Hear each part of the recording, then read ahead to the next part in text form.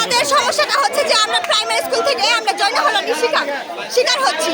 ছোট ছোট মেয়েদের 10 বছরের মেয়েদের 8 বছরের মেয়েদের একটা শিক্ষক অমানবিকভাবে যৌনহয়রানির শিকার করতেছে। ছোট মেয়েদের পায়জামার নিচ দিয়ে, ছোট মেয়েদের কামিজের নিচ দিয়ে হাত দেয়। এটা কোন ধরনের ব্যবহার? আমি মনে করি না কোনো শিক্ষকের এই ধরনের ব্যবহার করা ঠিক আছে। আমি যখন ক্লাস 5-এ পড়তাম, আমার একটা স্পষ্ট কথা মনে আছে।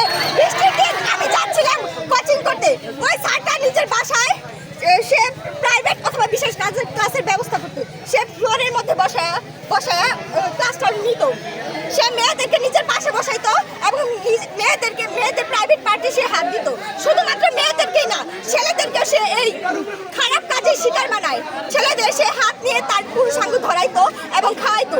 এই নিকৃষ্ট মানের কাজটা সে করতো। এবং এখানে যতগুলো মেয়ে আছে সবগুলো মেয়ে এই যৌন হয়রানির শিকার।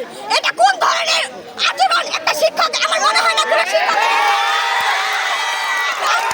শিক্ষকের সঠিক বিচার চাই, এই শিক্ষকের পদত্যাগ চাই এবং এই শিক্ষকের যতগুলো মেয়ে আছে সব মেয়ের সম্মানের দিকে তাকিয়ে, সকল মেয়ের মুখের দিকে তাকিয়ে এই শিক্ষকের যথাযথ শাস্তি চাই এবং তার পদত্যাগ চাই। ওই শিক্ষকের নাম কি? নামটা কি ওই শিক্ষকের? ওই শিক্ষকের পুরো নামটি হচ্ছে নুরুল ইসলাম।